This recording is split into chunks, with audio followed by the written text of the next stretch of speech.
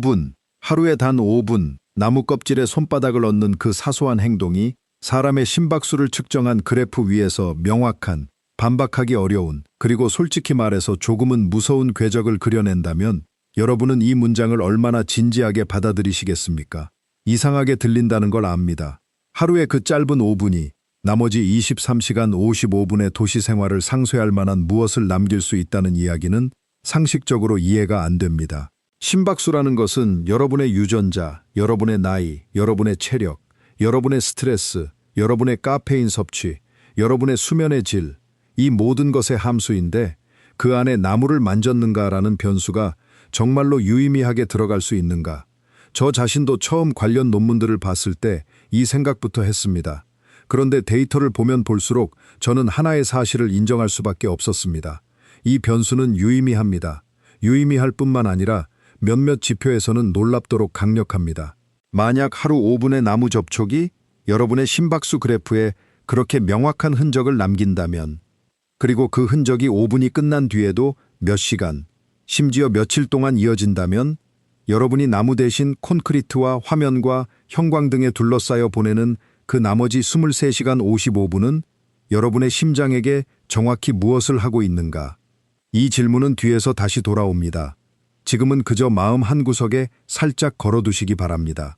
그런데 여러분은 그 심장이 정확히 어떤 리듬으로 뛰고 있는지, 마지막 박동과 그 다음 박동 사이의 간격이 몇 밀리초였는지, 그 간격이 지난 10분 동안 어떤 방향으로 이동했는지 알지 못합니다. 여러분의 의식이 이 정보에 접근할 수 없기 때문입니다. 그러나 여러분의 몸은 이 정보를 매 순간 정확하게 기록하고 있고, 이 정보의 패턴이 여러분이 앞으로 심근경색을 겪을 확률, 뇌졸중을 겪을 확률, 그것은 여러분의 심장이 여러분의 삶에 얼마나 유연하게 반응할 수 있는가를 측정하는 가장 잔인할 정도로 정직한 창문입니다. 3가지를 약속드리겠습니다. 첫째, 하루 5분 나무를 만진 사람의 심박수 그래프에서 실제로 무엇이 발견되는지 그 데이터의 정확한 형태를 하나하나 분해해드리겠습니다. 둘째, 왜 이 반응이 그렇게 빠르게, 그렇게 강력하게 나타나는지 그 물리적 메커니즘을 심장의 세포 하나 안까지 따라 들어가 보겠습니다. 셋째, 그리고 이건 어쩌면 가장 중요한 부분인데 왜 5분이라는 이 짧은 시간의 효과가 24시간, 심지어 며칠 동안 여러분의 심장에 남아있는지 그 놀랍고도 조금은 무서운 사실을 마지막에 함께 마주하게 될 것입니다. 시작하기 전에 하나 짚고 넘어가겠습니다. 저는 오늘 신비주의를 이야기하려는 것이 아닙니다. 나무를 안으면 우주의 에너지가 흐른다는 식의 이야기는 하지 않을 것입니다. 저는 물리학자로서 측정 가능하고 재현 가능하고 논문으로 발표된 데이터만을 다룰 것입니다. 그러나 바로 그렇기 때문에 이 이야기가 오히려 훨씬 더 이상하게 들리실 겁니다. 자연에서는 신비주의보다 사실이 더 기이한 경우가 놀랍도록 자주 있기 때문입니다. 먼저 대부분의 사람들이 이 주제에 대해 가지고 있는 상식부터 부드럽게 걷어내야 합니다. 많은 분들이 이렇게 생각하십니다. 나무를 만지면 기분이 좋아지는 이유는 심리적인 것이라고. 자연 속에 있으니까 마음이 편해지고 마음이 편해지니까. 상식적입니다. 그리고 완전히 정확히 거꾸로 된 상식입니다. 측정된 데이터가 우리에게 말해주는 순서는 반대입니다. 심장이 먼저 반응합니다. 마음은 그 뒤를 따라옵니다. 여러분이 나무 껍질에 손바닥을 얹은 지 1초, 2초, 3초 안에. 그러니까 여러분이 아직 나무구나 하고 생각조차 시작하기 전에 손바닥 피부의 온도 수용체와 압력 수용체가 이미 특정한 패턴의 전기 신호를 뇌간으로 쏘아 올리기 시작합니다. 여러분이 눈을 한번 깜빡이는 시간에 5분의 1도 되지 않습니다. 그리고 그 신호가 뇌간에서 해석되어 미주신경을 통해 다시 심장으로 되돌아가는 시간까지 합쳐도 심장의 첫 반응이 나타나는 데 걸리는 시간은 대략 1초 안팎입니다. 여러분이 나무의 존재를 인지하기 훨씬 전에 여러분의 심장은 이미 다른 리듬으로 뛰기 시작합니다. 왜 하필 나무여야 하는가? 벽에 손을 대도 촉감은 있지 않은가? 일본 지바대학의 미야자키 요시후미 교수와 그의 동료들은 지난 20여 년 동안 정확히 이 질문을 파고들어 왔습니다. 그들이 발견한 것은 상당히 충격적입니다. 사람들에게 눈을 가린 채로 여러 재료의 표면, 대리석, 스테인리스, 플라스틱, 그리고 아무 처리도 하지 않은 나무를 만지게 하고 그 순간의 심박수와 자율신경 반응을 측정했을 때 오직 나무를 만졌을 때만 심박수가 유의미하게 감소하고 부교감신경 활동이 유의미하게 감소하고, 이 결과는 2017년 국제환경연구 및 공중보건저널에 실린 논문을 비롯해 여러 번 반복해서 확인되었습니다. 여기서 여러분은 아마 이렇게 물으실 겁니다. 눈을 가려서 그것이 나무인지 몰랐다면 심리적 효과가 아니라는 뜻 아닌가? 그렇다면 도대체 무엇이 심장을 느리게 만든 것인가? 정확한 질문입니다. 답은 대부분의 사람들이 예상하지 못한 방향에 있습니다. 답의 첫 번째 조각은 온도에 있습니다. 나무는 여러분이 만졌을 때 여러분의 체온을 아주 천천히 아주 부드럽게 빼앗아 갑니다. 금속처럼 순식간에 열을 훔쳐가지도 않고 스티로폼처럼 아예 반응하지 않지도 않습니다. 나무의 열전도율은 인간의 피부와 놀랍도록 가까운 범위에 있습니다. 여러분의 손바닥이 나무에 닿는 순간 피부의 온도 수용체는 위험한 온도 변화 없음, 매우 완만한 열이동만 감지라는 신호를 뇌간으로 올려보냅니다. 이 특정한 패턴, 완만하고 예측 가능하고 안정적인 열이동은 여러분의 뇌간이 수백만 년 동안 안전이라고 해석하도록 진화한 신호입니다. 두 번째 조각은 표면 구조에 있습니다. 나무의 결은 자연이 만든 프랙탈 패턴을 가지고 있습니다. 완전히 규칙적이지도 않고 완전히 무작위도 아닌 그 중간의 특정한 통계적 분포, 여러분의 피부 아래에 있는 파치니 소체와 메르켈 세포는 이 패턴에 특별하게 반응합니다. 인공적으로 완벽하게 매끄러운 표면, 유리, 대리석, 매끈한 플라스틱은 오히려 신경계에 미묘한 경계 신호를 유발합니다. 자연에서는 그렇게 완벽하게 매끄러운 것이 조심해라라는 아주 오래된 경고음처럼 들리고, 그 경고음은 여러분의 심박수를 그대로 유지하거나 오히려 미세하게 올립니다. 세 번째 조각, 그리고 여기서 이야기가 정말로 이상해지기 시작합니다. 나무는 살아있을 때든 잘린 목재의 형태로든 특정한 화합물을 계속 방출합니다. 피톤치드라는 이름으로 불리는 물질입니다. 이 이름은 1937년 러시아 생화학자 보리스 토킨이 처음 붙였습니다. 나무가 세균과 곰팡이로부터 스스로를 지키기 위해 만들어낸 방어 화학물질이라는 뜻입니다. 알파피넨, 리모넨. 일본 니혼의과대학의 이진리 박사, 영어권에서 킹리라고 불리는 이 연구자는 지난 20년 동안 이 피톤치드가 인간의 몸에 미치는 영향을 집요하게 파고들었습니다. 그가 2007년에 국제면역병리학 및 양리학 저널에 발표한 논문은 지금까지도 이 분야의 초석으로 꼽힙니다. 그가 발견한 것은 이렇습니다. 사람들이 숲속에서 시간을 보낸 뒤 혈액을 뽑아보면 자연살해세포, 그러니까 NK세포의 활성도가 뚜렷하게 증가해 있었고, 심장과 면역계가 하나의 신호에 함께 반응한 것입니다. 그런데 여기서 리 박사는 한 걸음 더 나아갔습니다. 그는 참가자들을 도시의 호텔방에 재우면서 방 안에 편백나무 오일을 은은하게 확산시켰습니다. 숲에는 데려가지 않았습니다. 오직 나무의 향, 그러니까 피톤치드만을 공기 중에 풀어놓았습니다. 사흘 뒤 혈액과 심박수를 분석했을 때 NK세포 활성도는 다시 유의미하게 증가했고, 안정시 심박수는 감소했으며 소변 속의 아드레날린과 노르아드레날린 농도까지 낮아졌습니다. 시각적 자극도, 걷기 운동도, 신선한 공기도 없이 오직 나무가 뿜어내는 화학물질만으로 인간의 심혈관계와 면역계가 함께 반응했다는 뜻입니다. 여기서 잠시 걸음을 멈추고 이 사실을 여러분의 심장세포 하나의 언어로 다시 번역해 봅시다.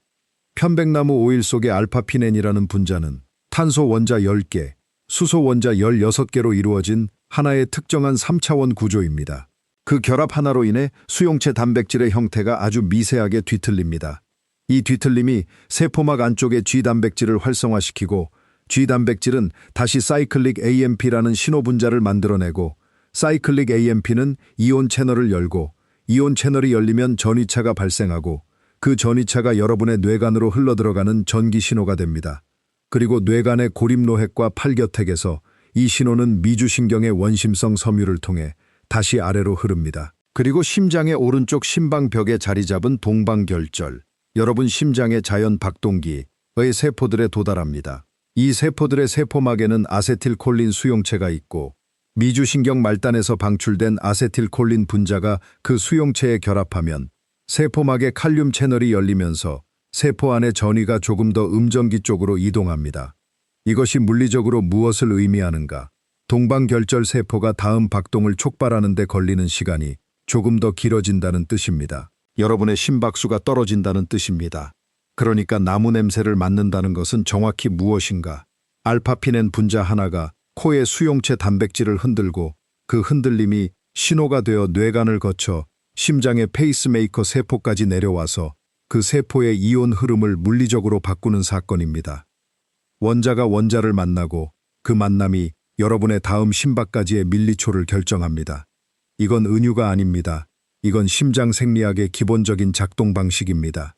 여기서 이야기의 진짜 뼈대가 드러나기 시작합니다. 지바대학의 박범진 박사와 미야자키 요시후미 교수팀이 2010년 환경건강 및 예방의학 저널에 발표한 연구에서 그들은 참가자들을 짧은 시간 숲속에 앉아있게 하고 심박 변이도를 측정했습니다. 결과는 명확했습니다.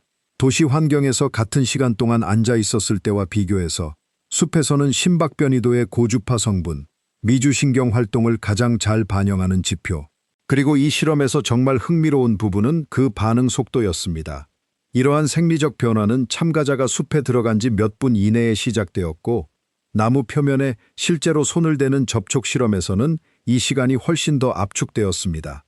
5분이라는 숫자가 여기서 처음 등장합니다. 그리고 이 숫자가 왜 그렇게 반복해서 나타나는지 조금 뒤에 훨씬 더 자세히 파고들 것입니다.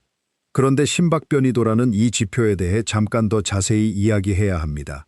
여러분의 심장은 완벽하게 규칙적으로 뛰지 않습니다. 아니, 정확히 말하면 완벽하게 규칙적으로 뛰면 그것이 오히려 병적인 상태입니다. 건강한 심장은 매 박동 사이의 간격이 미세하게 계속 변합니다. 지금 이 순간 여러분의 심박 간격이 780ml초였다면 다음은 810ml초, 그 다음은 795ml초, 그 다음은 825ml초, 이런 식으로 계속 움직입니다. 만성 스트레스에 시달리는 사람들, 우울증이 있는 사람들, 심혈관 질환의 위험이 높은 사람들, 이들의 공통적인 생리적 지표 중 하나가 낮은 심박 변이도입니다.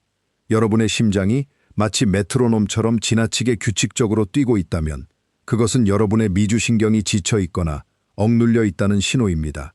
낮은 심박 변이도는 앞으로 심근경색을 겪을 위험, 심부전으로 진행할 위험, 심지어 원인을 특정할 수 없는 조기 사망의 위험까지 예측한다는 것이 지난 30년 동안 대규모 코호트 연구들이 반복적으로 확인한 사실입니다. 프레밍햄 심장 연구, 아릭 연구, 로테르담 연구, 이 모든 대형 역학 연구들이 심박 변이도의 임상적 중요성을 뒷받침합니다. 그러니까 심박 변이도를 올린다는 것은 단순히 그 순간의 이완을 이야기하는 것이 아닙니다. 그것은 여러분이 향후 10년, 20년의 시간 척도로 어떤 심장을 가지고 살아갈 것인가를 이동시키는 것입니다. 하루 5분의 나무 접촉이 여러분의 심박 변이도에 무엇을 하는가? 첫 5분의 접촉 동안 여러분의 심박수는 평균적으로 분당 3에서 6회 정도 감소합니다. 이 숫자가 작아 보이실지 모릅니다. 그러나 안정 시 심박수의 관점에서 이 정도의 감소는 통계적으로 유의하며 임상적으로도 의미가 있는 크기입니다. 대규모 역학 연구들에서 안정 시 심박수가 분당 5회 낮은 사람들은 심혈관 사망률이 유의미하게 낮다는 결과가 반복적으로 확인되어 왔습니다. 그리고 이 상승이 접촉이 끝난 뒤에도 즉시 사라지지 않습니다. 여러 실험에서 5분 접촉의 효과는 접촉 종료 후에도 최소 20분에서 30분 정도 지속되는 것으로 측정되었습니다.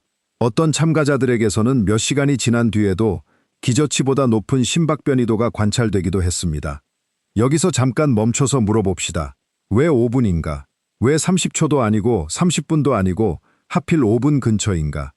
손바닥의 감각 신호가 뇌간에 도달하는데 20m초, 뇌간이 결정을 내리고 미주신경을 통해 심장에 명령을 내리는데 몇 초, 심장이 그 명령을 받아 박동 간격을 실제로 조정하는데 몇 초, 그리고 이 조정된 박동이 여러 번 반복되어 심박 변이도라는 통계적 지표에 반영되는데 대략 1분에서 2분, 그러니까 하나의 안정된 새로운 자율신경 균형이 만들어지는데 걸리는 최소 시간이 약 1분에서 2분, 본질적으로 통계량입니다. 한 박동, 두 박동만 봐서는 알 수 없고 최소 수십 번의 박동을 관찰해야 신뢰할 만한 값이 나옵니다. 안정시 심박수가 분당 60회라면 5분 동안 300번의 박동이 있고 이 정도가 있어야 심박 변이도의 고주파 성분을 안정적으로 계산할 수 있습니다. 즉, 5분은 마법의 숫자가 아닙니다. 자율신경계가 새로운 균형에 도달하는 데 필요한 시간과 그 균형이 통계적으로 측정 가능해지는 데 필요한 시간이 만나는 지점 근처에 5분이 있을 뿐입니다. 이 시간 미만에서는 효과가 있어도 잘 측정되지 않고 이 시간을 넘어가면 효과의 크기가 극적으로 증가하지도 않습니다. 5분은 최소 유효 용량에 가깝습니다. 이 지점에서 여러분은 아마 이렇게 반문하실 수 있습니다. 하지만 잠깐, 만약 5분의 효과가 20분에서 30분 지속된다면 그것은 그저 일시적인 진정 효과일 뿐이지 않은가. 5분 후에 다시 지하철을 타고 사무실에 들어가고 이메일을 열면 그 효과는 사라지지 않는가. 여러분의 자율신경계는 단순한 반응 시스템이 아닙니다. 그것은 학습하는 시스템입니다. 하나의 강한 신호는 그 뒤에 오는 수많은 결정에 영향을 미칩니다.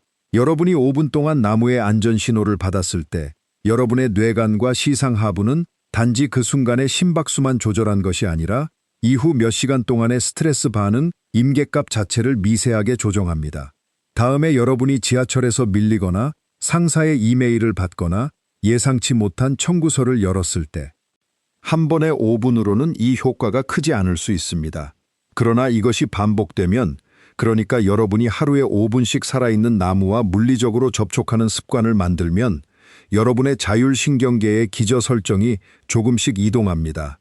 몇 주, 몇 달에 걸쳐 여러분의 안정시 심박변이도는 상승하고 안정시 심박수는 감소하고 스트레스 자극에 대한 심박수 반응의 폭도 줄어듭니다. 이것은 마법이 아닙니다. 이것은 여러분의 몸이 원래 있어야 할 상태로 서서히 되돌아가는 과정입니다.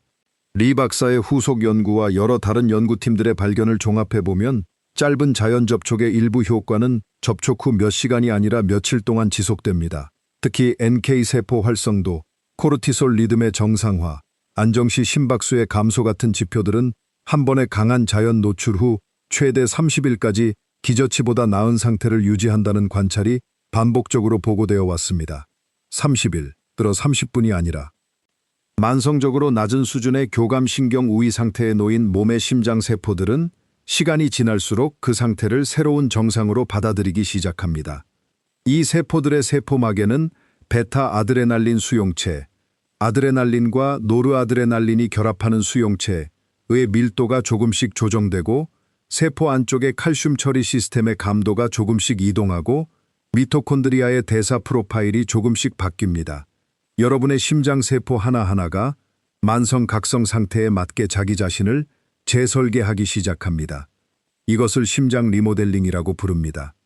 그러나 이것이 년 단위로 축적되면 여러분의 심장은 물리적으로 다른 심장이 됩니다. 벽이 약간 두꺼워지고 이완기 기능이 조금 떨어지고 부정맥이 조금 더 잘 발생하는 심장. 그것이 만성 스트레스가 여러분의 심장에 남기는 가장 정직한 흔적입니다. 바로 이 사람이 하루 5분 나무를 만지는 습관을 만들 때 무슨 일이 벌어지는가. 이것이 진짜 이야기입니다. 5분의 접촉 동안 여러분의 부교감 신경이 활성화되고 심장의 페이스메이커 세포가 이완 신호를 받고 심박수가 감소하고 심박변이도가 상승합니다. 이것은 그 5분에만 국한된 사건이 아닙니다. 이 5분 동안 여러분의 뇌관과 시상하부와 부신이 만들어내는 신호 프로파일 자체가 이후 몇 시간의 자율신경 균형점을 이동시킵니다. 그리고 이것이 매일 반복되면 여러분의 심장세포들이 조금씩 다른 신호 환경에 적응하기 시작합니다. 베타 수용체 밀도가 조금 낮아지고 칼슘 처리가 조금 개선되고 미토콘드리아 생합성이 조금 활발해집니다. 여기서 저는 여러분에게 하나의 큰 질문을 던지고 싶습니다. 왜 하필 인간이 나무에 이렇게 특별하게 반응하도록 만들어져 있는가? 호모 사피엔스라는 종은 약 30만 년 전에 등장했습니다. 그 30만 년 중에서 도시라는 것이 존재한 시간은 마지막 1만 년 정도이고 여러분이 지금 알고 있는 형태의 도시 환경, 콘크리트, 아스팔트, 형광등, 유리창은 마지막 100년, 아니 실질적으로는 마지막 70년에 불과합니다. 여러분의 유전자는 여전히 그 이전의 29만 9,930년을 위해 조율되어 있습니다. 여러분의 신경계는 여전히 사바나의 나무 그늘과 강가의 관목 사이를 상정하고 만들어져 있습니다. 여러분의 심장은 여전히 그 환경 안에서 매일 뛰기 위해 진화한 심장입니다. 이것을 진화 생물학에서는 종종 미스매치 가설이라고 부릅니다. 우리의 몸이 만들어진 환경과 우리가 실제로 살고 있는 환경 사이의 부조화. 하버드 대학의 진화생물학자 데니얼 리버먼이 그의 저서에서 자주 강조한 개념이기도 합니다. 우리의 요통, 근시, 만성 스트레스, 자가 면역 질환의 상당 부분이 바로 이 부조화에서 온다는 것이 그의 주장입니다. 그리고 심혈관 질환의 상당 부분 역시 이 부조화의 산물입니다. 여러분의 몸은 지금도 여전히 나무가 있는 곳, 물이 있을 확률이 높음, 그늘이 있어 열사병 위험이 낮음, 포식자의 시야에서 벗어날 수 있음, 안전이라는 아주 오래된 방정식을 풀고 있습니다. 이 방정식은 여러분의 의식적 사고와는 완전히 별개로 뇌관과 편도체와 그리고 이 방정식의 결론이 심장에게 전달되는 통로가 미주신경입니다. 그러니까 하루 5분의 나무 접촉이 여러분의 심박수를 그렇게 정확하게 이동시킨다는 사실은 이 관점에서 보면 놀랄 일이 아닙니다. 오히려 반대로 물어야 합니다. 왜 그 반응이 그렇게 크지 않은가? 왜 심박수가 분당 3에서 6회만 떨어지는가? 답은 여러분의 심장이 이미 수십 년의 시간 동안 도시 신호에 적응해 있기 때문입니다. 그 적응은 강력하고 그리고 방향과 반복이 있으면 시간이 나머지 일을 합니다. 이 지점에서 저는 회의적인 분들의 질문에 정직하게 답해야 합니다. 첫 번째 질문, 이것이 정말로 나무의 특수한 효과인가? 아니면 그저 잠시 앉아서 아무것도 하지 않는 것의 효과인가? 이 질문에 대한 답은 이미 지바대학팀이 답을 냈습니다. 그들은 실내에서 눈을 감고 앉아있는 대조군과 나무 접촉군을 비교했고 심박변이도 반응의 크기와 코르티솔 감소의 크기 모두에서 나무 접촉군이 통계적으로 유의미하게 컸습니다. 즉, 단순한 휴식과 나무 접촉은 다른 사건입니다. 두 번째 질문, 이 효과가 정말 나무에만 특수한 것인가? 아니면 어떤 자연 요소든 유사한 효과를 내는가? 부분적으로는 그렇습니다. 물, 흙, 초원, 나무, 이 모든 자연 요소들은 유사한 방향의 자율신경 반응을 유도합니다. 그러나 접촉이라는 형태에 국한하면 나무가 특별한 위치에 있습니다.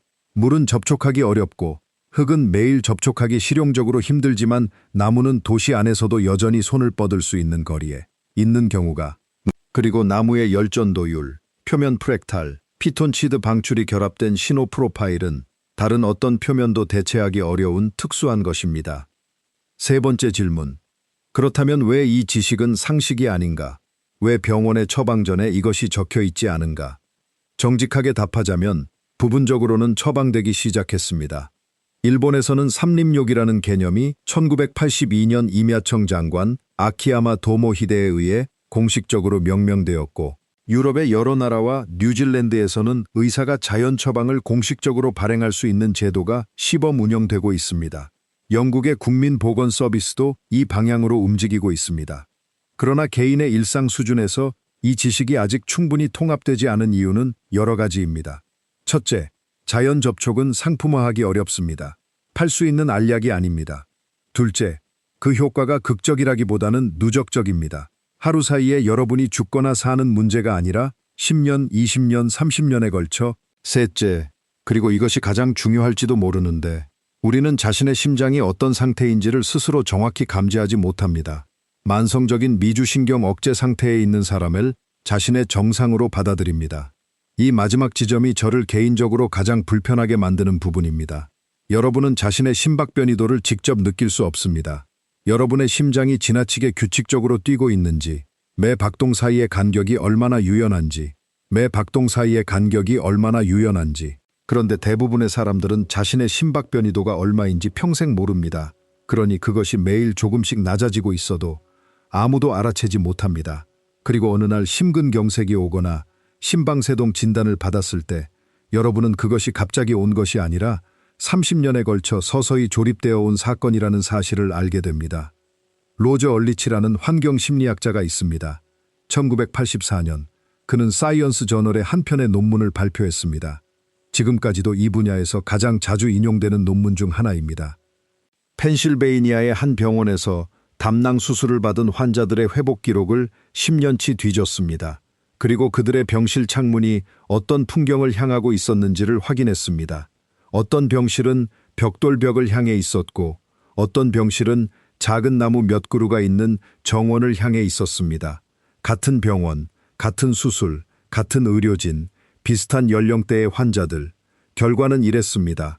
창밖으로 나무를 볼 수 있었던 환자들은 벽을 봐야 했던 환자들에 비해 평균 입원 기간이 짧았고, 얼리치가 이 논문을 발표한 이후 병원 설계에 자연 요소를 통합하는 것이 세계적인 표준이 되기 시작했습니다. 여기서 중요한 점은 이 환자들이 나무를 만진 것이 아니라는 사실입니다. 그저 창문 너머로 보았을 뿐입니다. 시각적 자극만으로도 회복이 유의미하게 빨라졌다면 촉각과 후각과 미생물 교환까지 함께 관여하는 매일의 직접 접촉은 얼마나 더 강한 신호가 되겠는가. 무작위 배정이 아니었고 표본 크기도 상대적으로 작았고 병실 배정에 다른 편향이 있었을 가능성도 배제할 수 없습니다. 이후 여러 연구자들이 이 결과를 재현하려 시도했고 대부분 유사한 방향의 결과를 얻었지만 효과의 크기는 연구마다 다양했습니다. 과학은 이런 것입니다. 하나의 극적인 연구가 진리를 확정하지 않습니다. 여러 연구가 서로 다른 각도에서 같은 방향의 결과를 축적할 때 우리는 조금씩 확신을 얻어갑니다. 이 지점에서 저는 처음에 걸어두었던 그 질문으로 다시 돌아가야 합니다. 나무 대신 콘크리트와 화면과 형광등에 둘러싸여 보내는 그 23시간 55분은 여러분의 심장에게 정확히 무엇을 하고 있는가? 정직한 답은 조금 어둡습니다. 여러분이 하루 종일 만지는 표면들의 목록을 잠시 마음속으로 훑어보시기 바랍니다. 침대 시트, 스마트폰 화면, 커피잔 손잡이, 자동차 핸들, 사무실 책상, 문 손잡이, 엘리베이터 버튼, 키보드, 마우스 지갑, 신용카드. 이 표면들의 거의 모두가 인공적입니다. 대부분이 완벽하게 매끄럽거나 아니면 인공적인 텍스처를 가지고 있습니다. 대부분이 여러분의 체온을 급격하게 변화시키거나 아니면 아예 변화시키지 않습니다. 대부분이 자연의 프랙탈 패턴이 아니라 규칙적이거나 무작위한 패턴을 가지고 있습니다. 여러분의 파치니 소체는 하루 종일 이 표면들의 신호를 뇌관으로 보내고 있습니다. 여러분의 미주신경은 하루 종일 낮은 수준의 각성 신호를 유지하고 있습니다. 그리고 여러분의 심장은 그 각성 신호에 맞춰 자기 자신을 재교육하고 있습니다. 이것을 만성 스트레스 연구자들은 알로스타시스 부하라고 부릅니다. 록펠러 대학의 신경과학자 브루스 맥큐언이 1990년대에 정립한 개념입니다. 몸이 반복적인 스트레스에 적응하기 위해 지불하는 누적된 생리적 비용, 그것이 알로스타시스 부하입니다. 이 부하가 높은 사람은 자기가 이완되어 있다고 착각하면서도 실제로는 심박수도, 그리고 이 상태에서 여러분의 심장은 매일 조금씩 다르게 뛰기 시작합니다. 심박 변이도가 조금 낮아지고 안정시 심박수가 조금 올라가고 야간의 미주신경 우위 시간이 조금 짧아지고 이른 아침에 코르티솔 급상승이 조금 더 가팔라집니다. 하루 사이에는 아무도 알아채지 못할 정도로 미미한 차이입니다. 그러나 10년, 20년, 30년의 시간 척도로는 그 차이가 어떤 심장으로 노년을 맞이할 것인가를 실질적으로 결정합니다. 그러나 저는 반대로 말씀드리고 싶습니다. 이것이 어두운 이야기가 아니라 놀랍도록 희망적인 이야기라고. 왜냐하면 여러분의 심장의 반응 능력은 사라지지 않았기 때문입니다. 여러분이 얼마나 오래 도시에 살았든, 여러분의 신경계가 얼마나 오래 만성 각성 상태에 있었든, 여러분의 미주신경은 여전히 그 자리에 있고, 여러분의 후각 수용체는 여전히 피톤치드에 반응할 수 있고, 여러분의 동방결절 세포는 여전히 아세틸콜린에 답할 수 있습니다. 이 시스템들은 사용하지 않았다고 해서 사라지지 않습니다. 그저 조용히 기다리고 있을 뿐입니다. 그리고 이 시스템들을 다시 깨우는 데 필요한 것은 놀랍도록 적습니다. 하루에 5분, 매일. 여러분 손바닥과 어느 살아있는 나무 껍질 사이의 접촉, 그것이 전부입니다. 여기서 실용적인 이야기를 잠시 해야 합니다. 왜냐하면 많은 분들이 이렇게 반문하실 것이기 때문입니다. 좋다. 그러나 나는 대도시에 살고 근처에 숲이 없다. 어떻게 해야 하는가? 리 박사의 후속 연구와 다른 연구팀들의 발견에 따르면 이 효과의 상당 부분은 규모에 그리 민감하지 않습니다. 여러분의 아파트에 있는 살아있는 화분 하나, 여러분이 매일 지나가는 골목의 가로수 한 그루, 회사 건물 옆에 작은 공원에 있는 나무 한 그루, 이것들도 여러분의 미주신경이 알아봅니다. 물론 진짜 숲이 주는 강도에는 미치지 못합니다. 그러나 0과 조금은, 조금과 조금 더는 아주 다른 이야기입니다. 눈을 감지 않아도 됩니다. 명상하려고 애쓸 필요도 없습니다. 그저 손을 얹고 5분 동안 손을 떼지 마세요. 여러분의 심장이 나머지 일을 알아서 할 것입니다. 여기서 저는 이 이야기의 가장 이상하고 어쩌면 가장 놀라운 부분에 도달합니다. 여러분이 나무에 손을 얹은 그 5분 동안 여러분만 반응하는 것이 아닙니다. 나무도 반응합니다. 이 이야기는 조심스럽게 해야 합니다. 왜냐하면 이 분야에는 과학적 사실과 낭만적 과장 사이의 경계가 자주 흐려지기 때문입니다. 그래서 저는 검증된 사실만 말씀드리겠습니다. 2010년대 이후 식물 신호 전달 분야의 연구가 폭발적으로 발전했습니다. 이탈리아 피렌체 대학의 스테파노 만쿠소 박사가 이끄는 연구팀을 비롯해 여러 실험실에서 밝혀낸 것들이 있습니다. 나무는 신경계는 없지만 전기 신호를 통해 정보를 처리하고 전달합니다. 잎이 접촉되면 특정 종의 나무들은 몇 초 안에 그 신호를 뿌리와 다른 잎으로 전달합니다.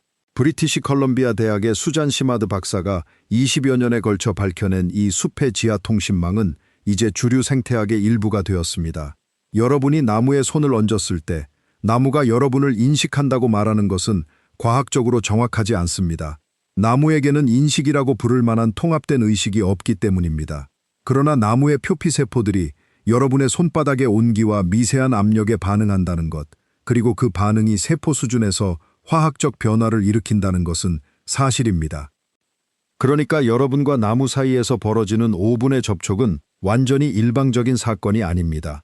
두 개의 살아있는 시스템이 물질과 에너지를 교환하는 사건입니다.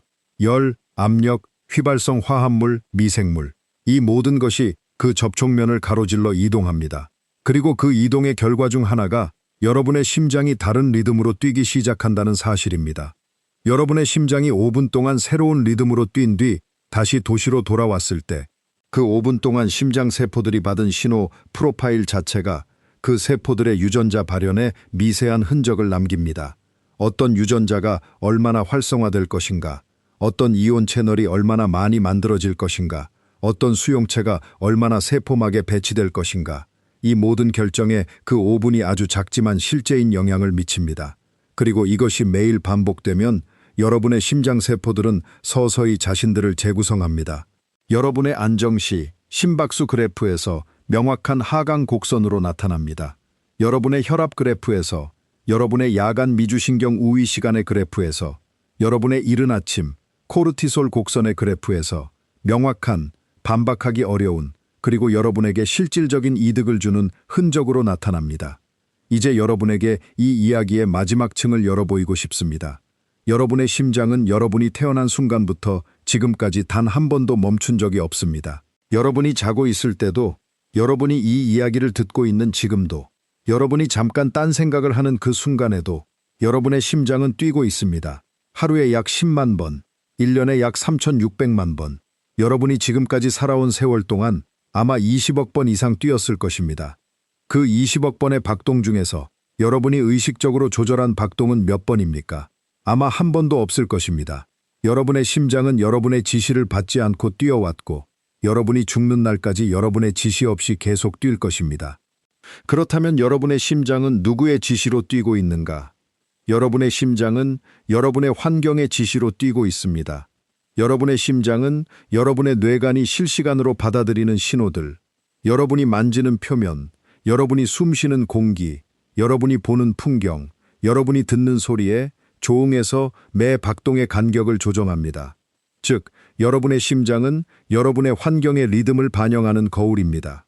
여러분의 심장이 무엇에 조응해서 뛰는가는 여러분의 심장이 계속 뛸 수 있는 횟수를 실질적으로 결정합니다. 콘크리트 협곡의 리듬에 조응해서 뛰는 심장과 나무 껍질의 온기와 피톤치드의 향과 프랙탈 결의 리듬에 조응해서 뛰는 심장은 원자적으로는 같은 심장일지 몰라도 통계적으로는 다른 미래를 가진 심장입니다.